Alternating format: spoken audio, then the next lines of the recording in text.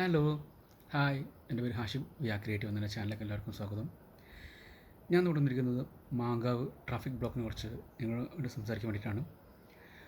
എൻ്റെ വീഡിയോയുടെ ടാഗ് ലൈനാണ് സിമ്പിൾ ആൻഡ് മൈൻഡ് ബ്ലോയിങ്. ഞാൻ പലപ്പോഴും നിങ്ങളുടെ വീഡിയോയിലൂടെയും എൻ്റെ സോഷ്യൽ മീഡിയ പ്ലാറ്റ്ഫോമിലൂടെയും ഞാൻ പലപ്പോഴും പറഞ്ഞാണ് മാങ്കാവ് ട്രാഫിക് ബ്ലോക്കിനെ കുറിച്ച്.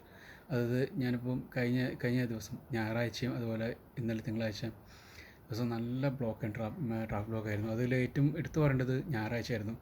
ഞായറാഴ്ച രാത്രി ഒരു 8:30 9 മണി സമയത്തൊക്കെ മാങ്കാവ് കൂടി പോകാൻ പറ്റാത്ത അവസ്ഥയായിരുന്നു. അതായത് മാങ്കാവ് ലുലു മാളിൻ്റെ അവിടെ തുടങ്ങിയ ബ്ലോക്കാണ്. മാങ്കാവ് മറ്റേ എന്താ പറയുക, മാനാരി എത്തുന്നതിന് മുമ്പുള്ള ഭാഗം വരെ നല്ല ട്രാഫിക്കായിരുന്നു. അതേപോലെ തന്നെ ആയിരുന്നു ഇന്നലെയും തിങ്കളാഴ്ചയും.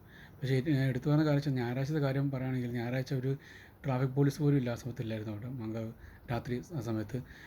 മൊത്തം 4 ഭാഗം ഭയങ്കര ബ്ലോക്കായിരുന്നു. അത് കൂടാതെ തന്നെ അവിടെയുള്ള അവിടെയുള്ള ഷോപ്പിലെ ആളുകളും പിന്നെ അവിടെയുള്ള ആളുകളും ജനങ്ങളൊക്കെ കൂടിയിട്ടൊക്കെയാണ് അതിൻ്റെ ഇതാക്കിയത്. മാങ്കാവ് പ്രദേശത്തുള്ള ആളുകൾ ഒക്കെ കൂടിയിട്ടാണ് ബ്ലോക്ക് കുറച്ചൊന്ന് ആളുകൾക്കൊന്ന് പോകാനുള്ളൊരു ഇതുണ്ടാക്കി കൊടുത്തത്.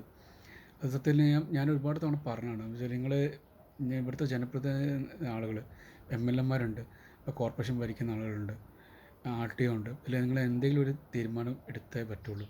കാരണം അത്രയും കാരണം 10-15 ആളുകൾ ദിവസം പോകുന്നൊരു വഴിയാണ്, റോഡാണ്. നിങ്ങൾക്ക് കുറച്ചെങ്കിലും ഒരു കമ്മിറ്റ്മെൻറ്റ് ഉണ്ടെങ്കിൽ നിങ്ങളിത് ചെയ്യണം എന്തായാലും. ഞാൻ ഈ പറയുന്ന വീഡിയോയിലൂടെ എനിക്ക് എന്തെങ്കിലും ഒരു ഫീഡ്ബാക്ക് കിട്ടുമെന്ന് ഇപ്പോഴല്ലെങ്കിൽ ഭാവിയിൽ എനിക്ക് പ്രതീക്ഷയുണ്ട്. പക്ഷേ നമുക്കതല്ല, നമുക്കിപ്പോൾ എന്താ ഇപ്പം എക്സാമ്പിൾ പറയാം, അത് മരിക്കാൻ പോകുന്നൊരു വ്യക്തിക്ക് മരിക്കുന്ന സമയത്താണ് വെള്ളം കൊടുക്കേണ്ടത്, വെള്ളം ചോദിക്കാൻ സമയത്ത്. അല്ലാതെ അയാൾ മരിച്ചാലും മണ്ണിട്ട് മൂടിയ ശേഷം എല്ലാവർക്കും വെള്ളം കൊടുക്കേണ്ടത്.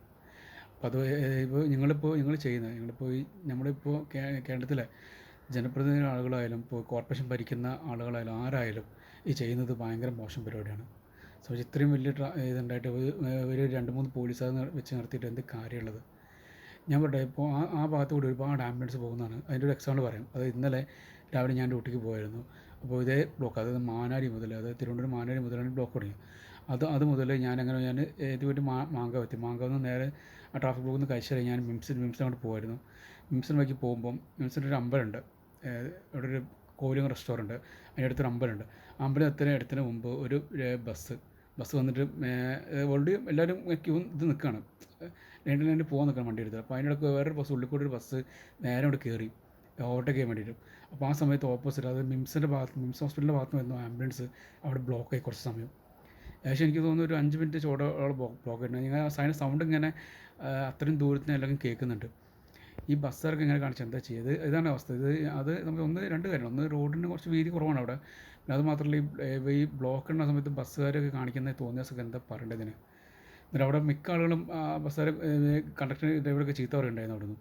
സംബന്ധിച്ചാൽ ഒരു ആംബുലൻസ് ഓൾറെഡി ഒരു സാധനം കേൾക്കുന്നുണ്ട്, അതിൻ്റെ ഇടയ്ക്ക് ഒരു ഉള്ളിൽ കൂടെ ഒരു വണ്ടി എടുത്ത് പോകുക വെച്ചാൽ എന്ത് പറയാം. അത് മാത്രമല്ല, നിങ്ങൾക്ക് എല്ലാവർക്കും അറിയാം, ഇപ്പോൾ നമ്മളിപ്പോൾ ഒരു റോഡിലൂടെ ഇപ്പോൾ നമ്മളിപ്പോൾ എക്സാമ്പിൾ പറയാം, ഇപ്പോൾ നമ്മളിപ്പോൾ ഒരു ഹെൽമെറ്റ് ഇടാതെ പോയി, അല്ലെങ്കിൽ നമ്മൾ ഫാമിലിയായിട്ട് പോകുമ്പോൾ അറിയാതെ നമ്മൾ seat belt car seat belt ഇടാതെ പോയി. അപ്പോൾ ഇവർക്ക് ഇതുവരെ ക്യാമറയിൽ നമുക്കറിയാം, ഇപ്പോൾ ലക്ഷക്കണക്കിന് ക്യാമറ ഇപ്പോൾ എല്ലാ കേരളത്തിലെ എല്ലാ ഭാഗത്തും സ്ഥാപിച്ചിട്ടുണ്ട് ഗവൺമെൻറ്. ഇതിന് ഇവർക്ക് ഫൈൻ അടിക്കാൻ ഇവർക്ക് കറക്റ്റ് ഇവർക്ക് നമ്മളെ ഫോട്ടോ എടുക്കാം. നമ്മൾ സീറ്റ് ബെൽറ്റ് ഇടാത്ത ഫോട്ടോ ആയാലും, ഇപ്പോൾ നമ്മൾ ഫാമിലിയായിട്ട് ഇപ്പോൾ നമ്മളെ മക്കളോ അല്ലെങ്കിൽ നമ്മളെ ഭാര്യ ഏത് ഹെൽമെറ്റ് ഇടാത്ത ഫോട്ടോ എല്ലാം കറക്റ്റ് എടുത്തിട്ട് അവർക്ക് നമുക്ക് വാട്സപ്പ് ചെയ്യാനും ഇതൊക്കെ അവർക്ക് പറ്റും, മെസ്സേജ് അയക്കാനൊക്കെ പറ്റും. പക്ഷേ ഇത് ഇത്രയും വലിയ എന്താ പറയുക കണ്ണിച്ചോരത്തെ പ്രവൃത്തി കാണിച്ചിട്ട് ഇതിനെതിരെ ഒരു ക്യാമറ വന്നിട്ട് ഒരു ഫൈനും ആരും അടിക്കില്ല. അതങ്ങനെ തന്നെ ആണല്ലോ. ഇപ്പോൾ എല്ലാവരും പറയും പണമുള്ളവന് എന്ന് നടക്കും. ഇതിപ്പം ബസ്സുകാർ ഇപ്പോൾ എന്ത് തോന്നിയ ദിവസം കാണിച്ചാലും ഇവർക്ക് സപ്പോർട്ട് ചെയ്യാൻ ഇവരെ യൂണിയൻ ഉണ്ട്. അതുപോലെ തന്നെയാണ് പറയുന്നത്. എന്താ വെച്ചാൽ ഇത് അങ്ങനത്തെ ഒരു എല്ലാവരും വെച്ചാൽ ഞാൻ പറയട്ടെ, ആ സമയത്ത് ഞാനും എൻ്റെ എൻ്റെ പുറകിലുണ്ടായിരുന്ന ബൈക്കിലെ ആളുകളും അവിടെ തൊട്ടടുത്തുള്ള കാറൊക്കെ പറയുന്നുണ്ട് ബസ് കാണിച്ച് ഭയങ്കര തോന്നിയ ദിവസം എന്നുള്ളത്. എന്നിട്ട് ബസ് വേറെ വണ്ടി പോകാൻ വേണ്ടിയിട്ട് ഗ്യാപ്പ് കോഡ് എടുക്കാൻ വേണ്ടി നിൽക്കുക അവർ. പക്ഷേ ഞാൻ പറഞ്ഞു, അത് ഒരു ജീവനല്ല അവിടെ അതിലുള്ളത്. കുറച്ച് ബുദ്ധിയുള്ള ആ ഡ്രൈവറാണെങ്കിൽ എന്താ ചെയ്യേണ്ടത്? അയാൾ ചെയ്യാൻ പാടില്ല. ആക്ച്വലി ഓൾറെഡി ഞാൻ മിംസ് കഴിഞ്ഞ് വരുമ്പോൾ തന്നെ അതിൻ്റെ സൗണ്ട് ഇങ്ങനെ കേൾക്കുന്നുണ്ട്. അറിയില്ല, ഈ മറ്റേ ആംബുലൻസിൻ്റെ സൈറൺ വല്ലാത്ത സൈറാണല്ലോ, നല്ല സൗണ്ട് ആയിരിക്കുമല്ലോ. അപ്പോൾ അത് അത്രയും ദൂരത്ത് തന്നെ സൗണ്ട് കേൾക്കുന്നുണ്ട്. വെച്ചാൽ ആ രോഗിയൊന്നും പറ്റരുതെന്നാണ് ഞാൻ ഓഫീസിൽ വേണ്ടി പ്രാർത്ഥിച്ചത്. എന്ന് വെച്ചാൽ അത്രയും സമയം അവർ വൈകി. അത് അവർ നേരെ പോകുന്നത് മാങ്കാവ് ജംഗ്ഷനിലേക്കാണ്. മാങ്കാവ് ഇതേപോലെ തന്നെ ബ്ലോക്കിലാണ് അവർ കുടുങ്ങാൻ പോകുന്നത്. അപ്പോൾ ഞങ്ങൾക്ക് ആ ബ്ലോക്കിൽ എങ്ങനെയോ രക്ഷപ്പെട്ടിട്ട് അവർ കറക്റ്റ് സ്ഥലത്ത് ഹോസ്പിറ്റലിൽ എത്തിയിട്ട് ആ രോഗി രക്ഷപ്പെട്ടെന്ന് മാത്രമേ ഞാൻ പ്രാർത്ഥിച്ചുള്ളൂ. സോ ഇതൊക്കെ ഭയങ്കര മോശം പ്രവണതയാണിത്. അത് നിങ്ങളിത് കണ്ടില്ല എന്ന് നടിക്കരുത്.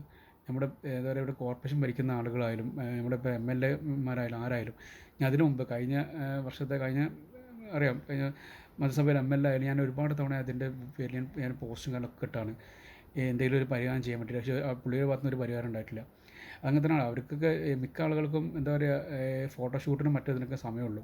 ഇവിടെ എല്ലാവർക്കും അറിയാം ഇവിടെ ഒരു സെലിബ്രിറ്റി യൂട്യൂബ് പല ആളുകളും പല യൂട്യൂബർമാരും ഞാൻ ഭയങ്കര സെലിബ്രിറ്റിയാണ് ഭയങ്കര ഫോളോവേഴ്സ് ഉണ്ട് പറഞ്ഞ് നടക്കാൻ ഒരുപാട് സോഷ്യൽ മീഡിയ യൂട്യൂബേഴ്സ് ഉണ്ട്.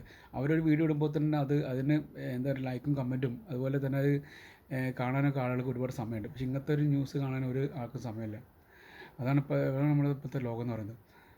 ജനങ്ങൾക്ക് നല്ലൊരു കാര്യം ചെയ്യാൻ ശ്രമിക്കുമ്പോൾ എല്ലാവരും അതിനെ എന്താ പറയുക ഇതാക്കാൻ ശ്രമിക്കുകയാണ് എല്ലാവരും ചെയ്യുന്നത്.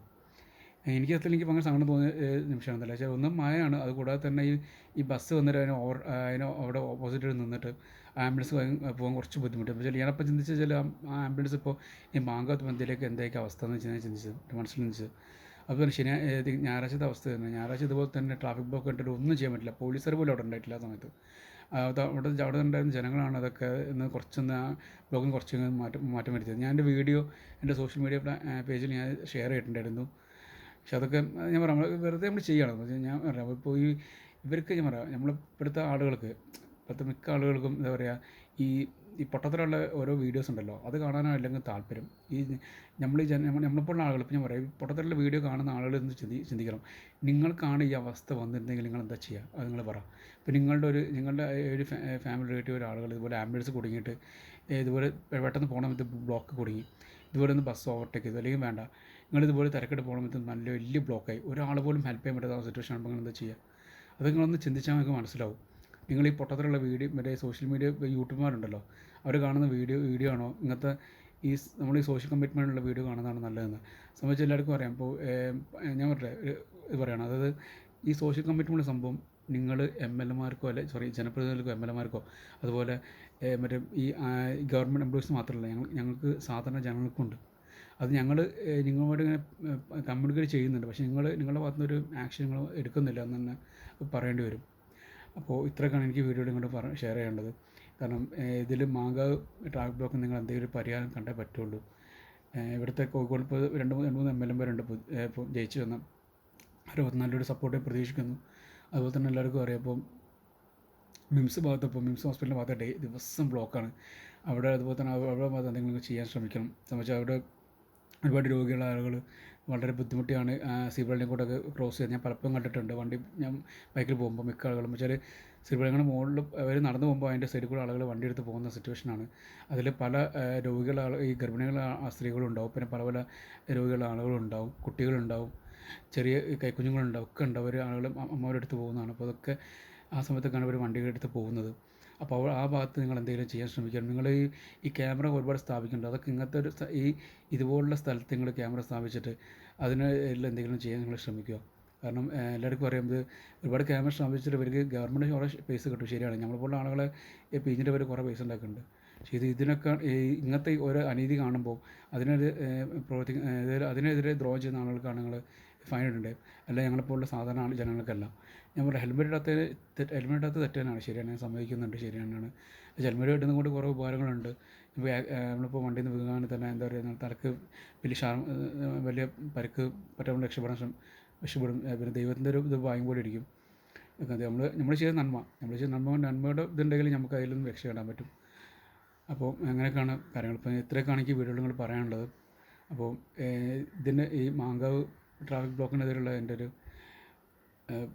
പ്രതിഷേധം എന്ന് പറയാനില്ല, എൻ്റെ ഒരു ഇതാണ്, എൻ്റെ പോസ്റ്റ് മാത്രമാണിത്. അപ്പോൾ എനിക്ക് സങ്കടമുണ്ട്. എന്നെപ്പോലുള്ള ഒരുപാട് ആളുകളുണ്ട്, അവരൊക്കെ ബുദ്ധിമുട്ടാണ്. അപ്പോൾ നിങ്ങൾ എന്തെങ്കിലും ഒന്നും ചെയ്യാൻ ശ്രമിക്കുമെന്നും ഞാൻ ആഗ്രഹിക്കുന്നു. അപ്പോൾ എല്ലാവർക്കും ശുഭദിനം.